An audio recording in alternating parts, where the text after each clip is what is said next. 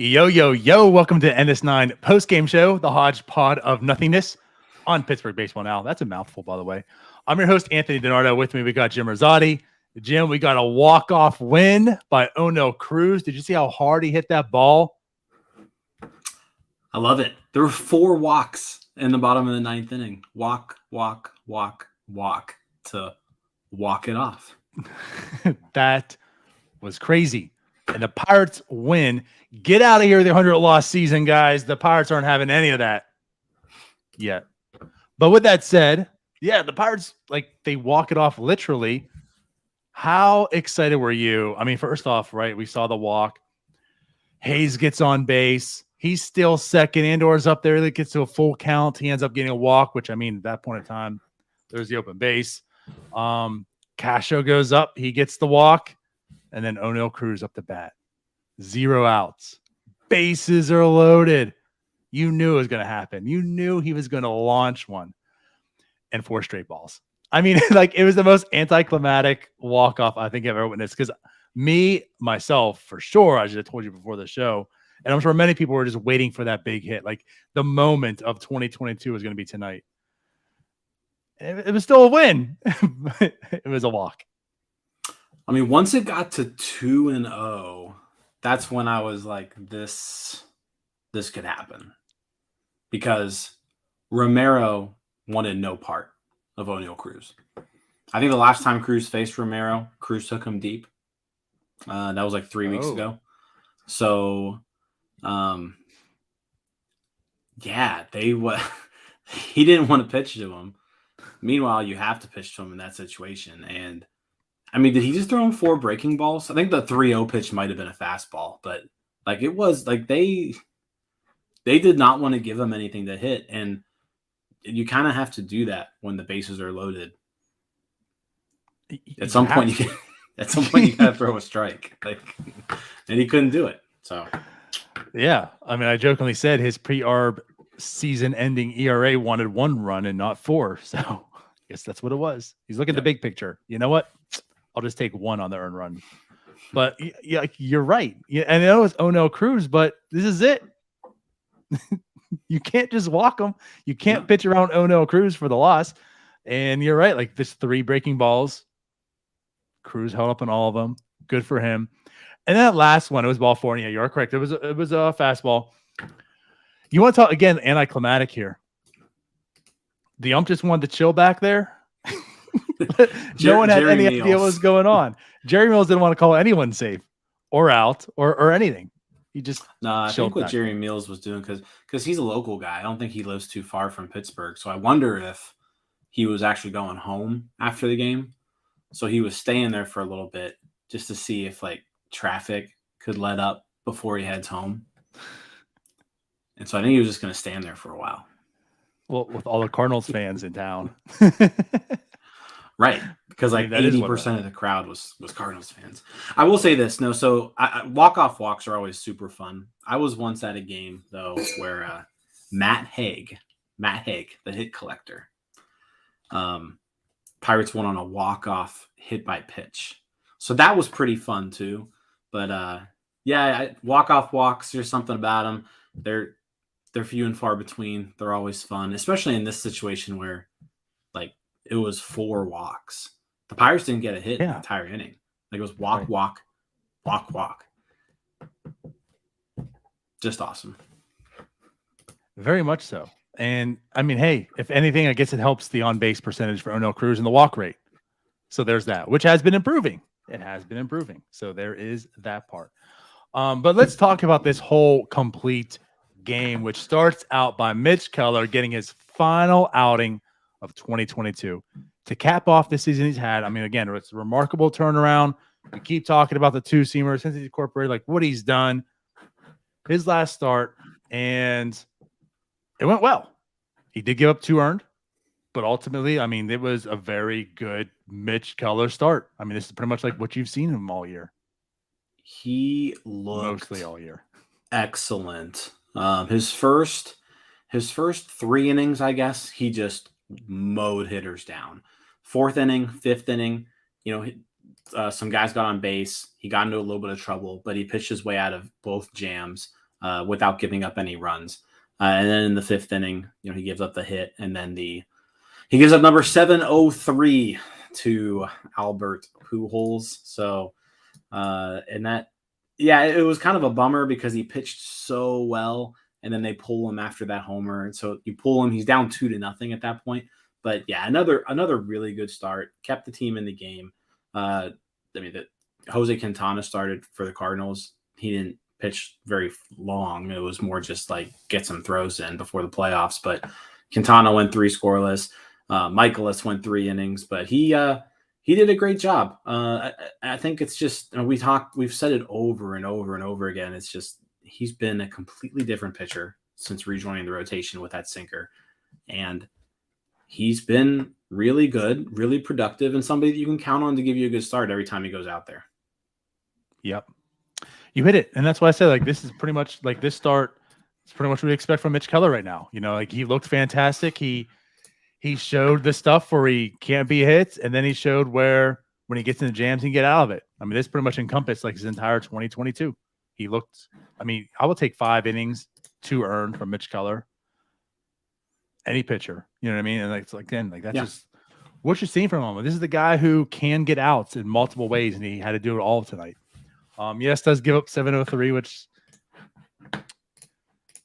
it sucks. Like I don't think he cares, which also is a good thing. Right. Again, mentally, like where he's turned around in that sense. But it's one of those things where like, he capped off a great season, but in doing so, he could end up being a trivia question. So, you know what I mean? Like I feel bad in that sense. Like when you look back and say who gave up number 703, if that's the case, right? If that's his last home run, like it's going to be Mitch Keller. And that's like the one stain on this year. Here's the deal. Do you go to trivia nights? I go to trivia nights every now and then. They're fun. I enjoy them. No trivia is going to ask you who gave up Albert Pujols 703. So all these stupid people who say, oh, Mitch Keller's going to be the answer to a trivia question one day. No one's asking that trivia question. That's not a trivia question. Well, just for that, when NS9 Jeopardy comes back in 2035, I'm making it a trivia question. But I get that aspect of it, but it's still like you gave up the last home run. Whatever. Anyways, Mitch Keller. It's like we gave up Aaron Judge's 60th homer. No one in any trivia is ever going to ask who gave up Aaron Judge's 60th home run. But they might ask who was winning in that game, and it was the Pittsburgh Pirates at that time. There you go. And they're going to ask who won this game, and it was the Pittsburgh Pirates. Actually, the Cardinals are 0-2 against the Pirates in the last 2 games that Pujols has homered. What about the last 830 of them? What's the record then? But just saying. Yeah. Pirates own Pujols. That's what it is. It only took them 22 years. Yeah. So again, like I can't speak highly enough for Mitch Keller. We've been talking weeks ago. Like there's probably not going to much. No matter what he does, like the next stretch, there's not going to much that's going to change your opinion of him. But he did like the best outcome. He held strong. I mean, throughout the whole season since incorporating the two-seamer, right? Like he's just gone better and better, it seems. And like heading into next year, I just can't be more excited for Mitch Keller, more confident in Mitch Keller. And then again, it's like he's one of those guys right now that changes this rebuild.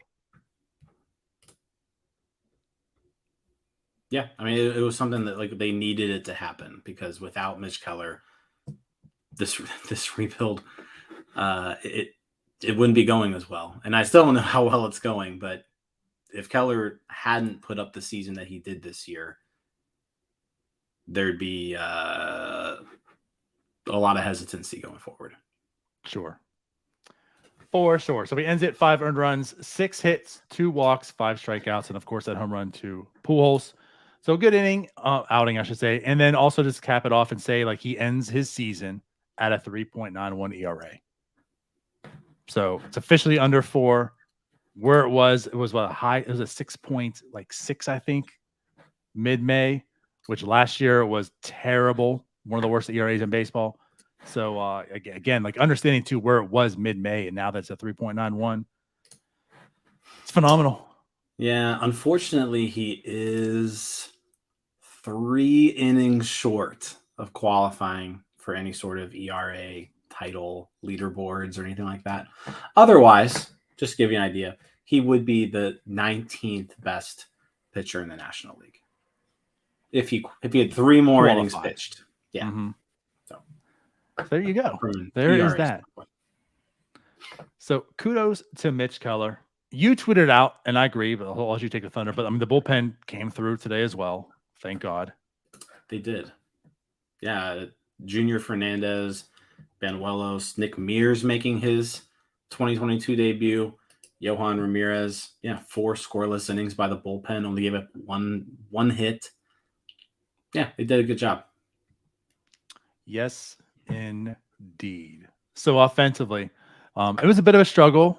Like you said, Quintana looked excellent. McLeod looked excellent. Like, well, I shouldn't say excellent, but he looked good. Not as good as Quintana, but held up. So, I mean, the team as a whole had 5 hits today.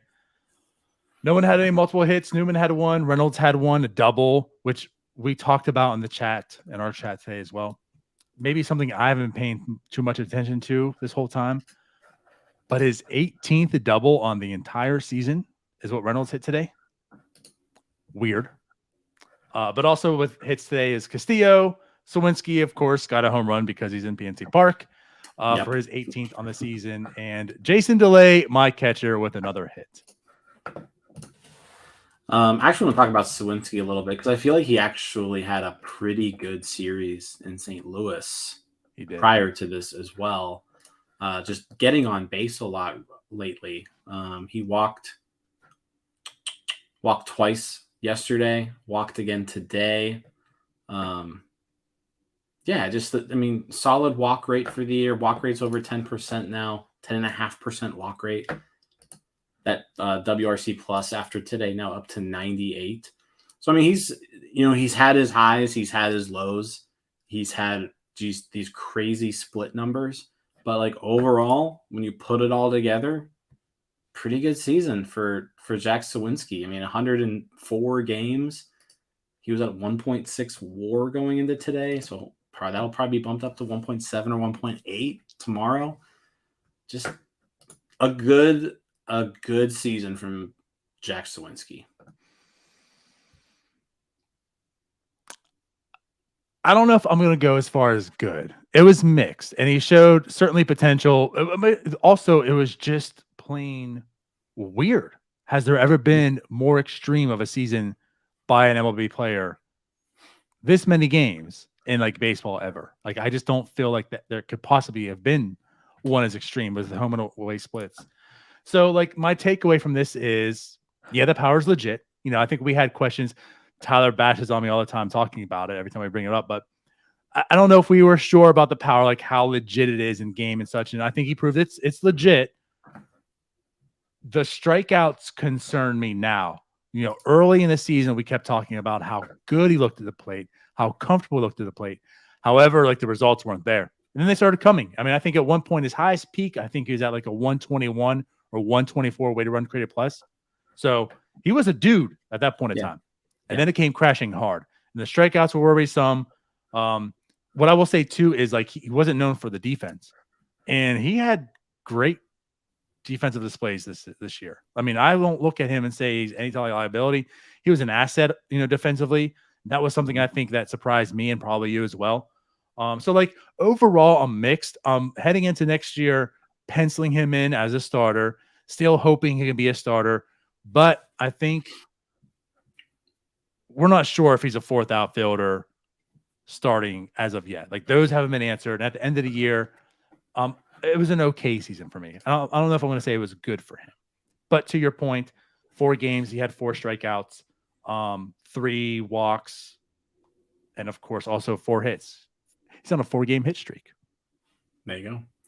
I think you have to kind of put the whole thing in together though. Like you mentioned the defense. I mean, I think it is a good season. I mean, like I said, he's basically an average hitter at this point, which is a lot better than what I was anticipating. He's 23 years old. The defense is very good. I mean, the defense is helping out his overall numbers quite a bit. But I mean, you amortize, or you take this over the course of an entire season. You know, he's a 2.5 win player, 2.5 win corner outfielder, and that's fine. You know, it's not great. Like you probably want something in like the 4s, you know, if you want to be a good team. But I think I feel pretty confident that Suwinski, at least at this point, is a major leaguer.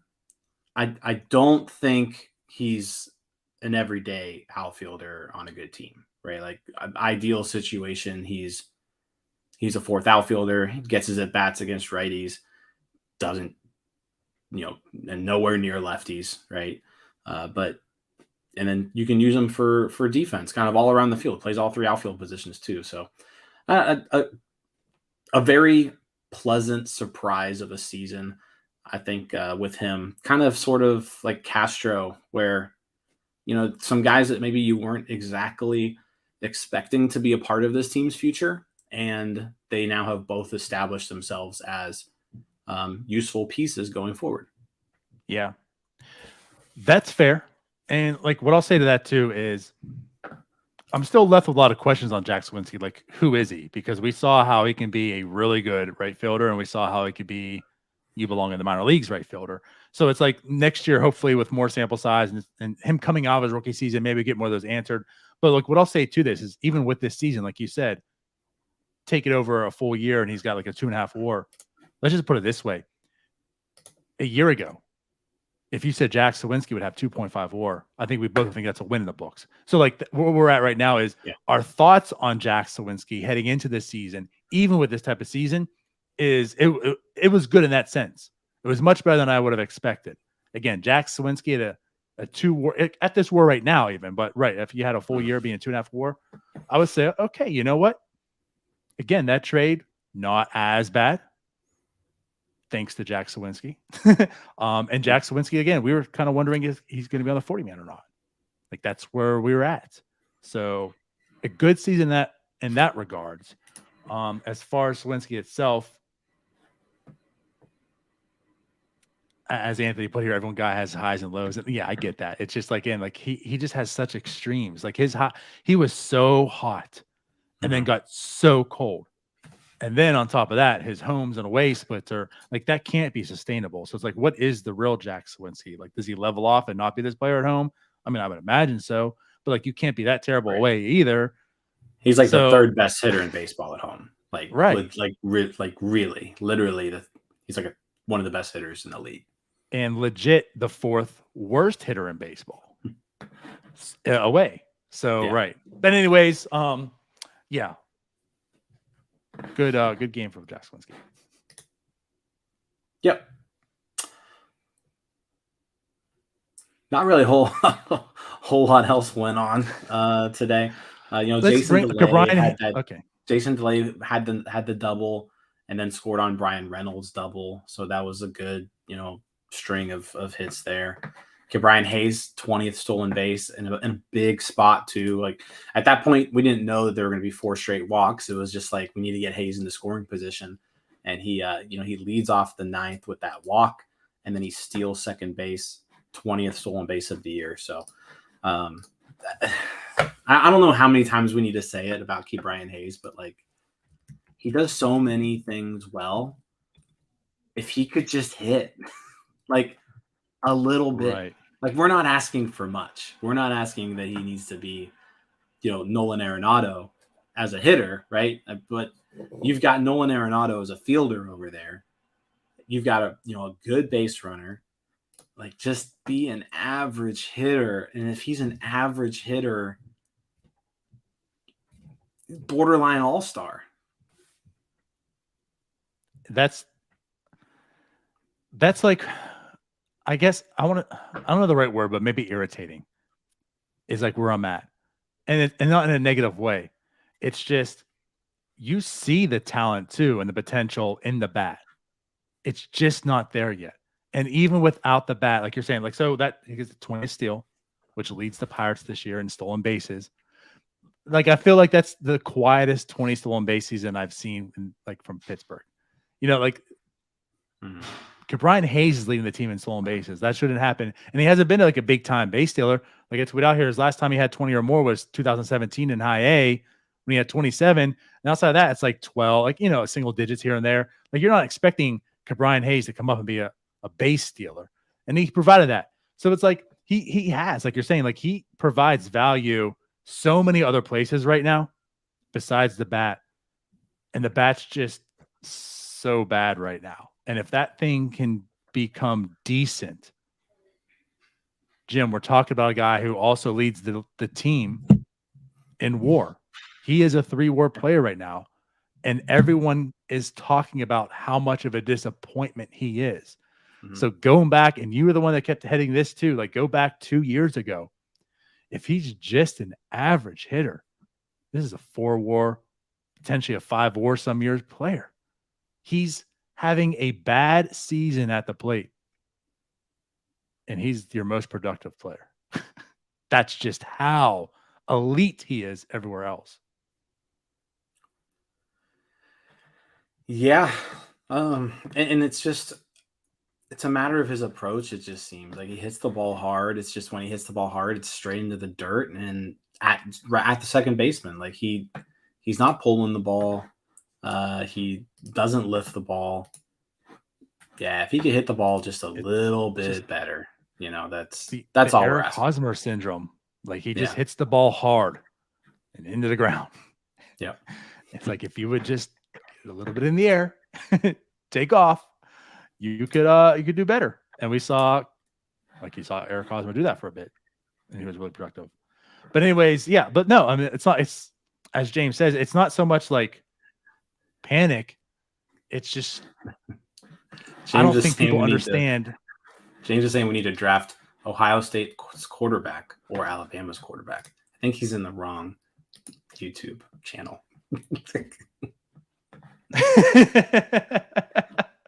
Still in Steelers mode. So about Kenny Pickett, the starting quarterback going forward. Yeah, right. But anyways, no, like it's this we're at is just like there's so much potential in Brian Hayes still. And it's not that we're panicking. It's just like this guy could be so good, so much better too. But anyways, I guess enough like Brian Hayes right now. But yeah, 20 still on base. That's a big marker. And I think Alex Stump I saw the last time a third baseman did it for the Pirates, it's I think 71 or something like that. I mean, I'm surprised Pedro didn't.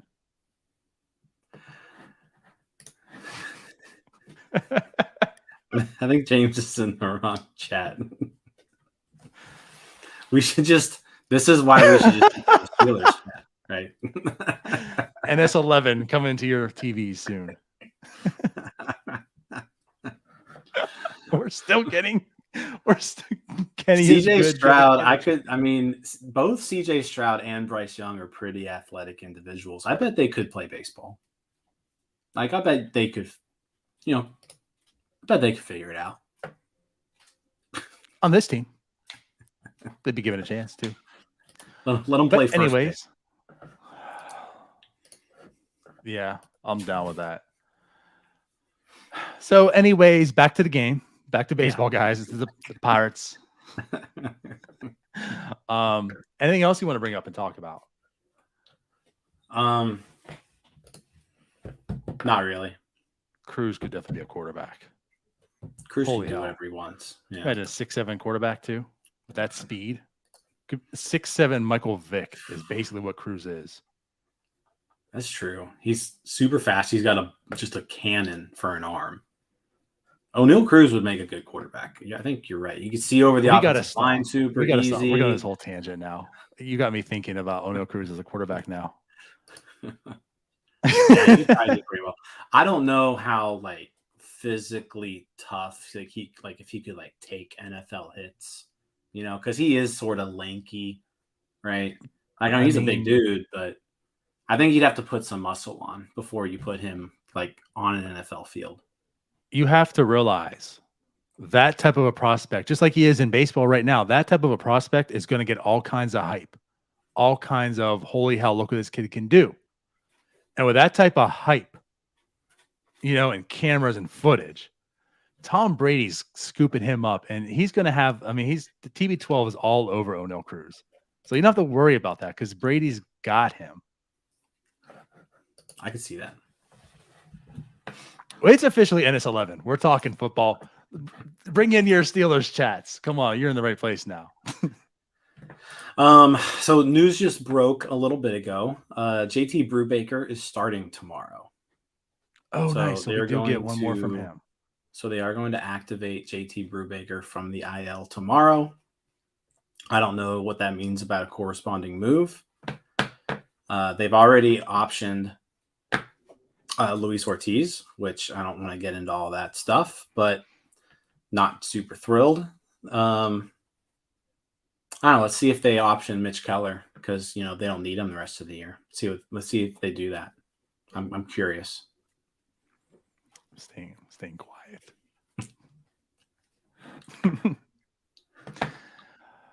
Right. Okay. But anyways, I am happy for JT Brubaker. He earned this one. Of course, him being healthy equates to that, but I'm glad he's healthy. I'm glad he does get one more start in. It's at home. He gets the right proper send-off. And hopefully, again, he eliminates 100. He can go out there and get a win. But we'll be talking, I think, tomorrow the same thing. We talked about with Mitch Keller, not to the same degree, but how it was nice seeing JT Brubaker come back this year, what he's been able to do. A lot of question marks, checked off and such. But yeah, good. So he's coming back tomorrow. So good to see JT Brubaker take on. Oh, I just missed it. Dakota Hudson, who somehow is still a Cardinal. I feel like this dude's been on the Cardinals since I feel like I know it wasn't Dakota Hudson, but I feel like Dakota Hudson started against the Pirates in the 2013 in the NLDS. playoffs. Yeah. Right. I was like, Dakota Hudson definitely pitched one of those games, didn't he? No. For sure. All right. Well, I guess with that said, it doesn't seem like there's much else to really talk about. Is there? No. So good game. O'Neal Cruz walks it off. And there's 2 more left. Tomorrow again at 6:30, and then Wednesday is the last game at 4:30. Win both and you avoid 100.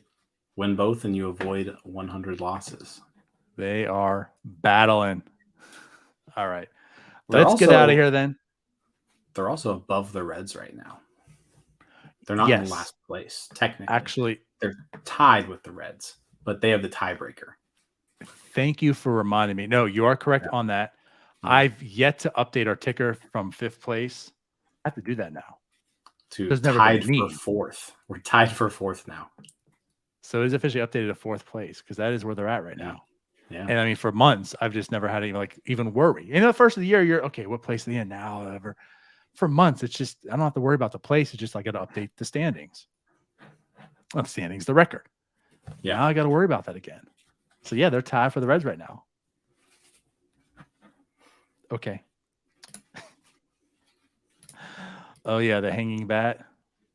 It worked. Yeah, you didn't have to swing it. You didn't have to use it, and it still worked. Okay, so that's it. That's it, folks. Once again, thanks for watching. Thanks for all the Pirates talk. Thanks for all the Steelers talk. We'll be back again for both tomorrow. See you then. Bye-bye. See you guys.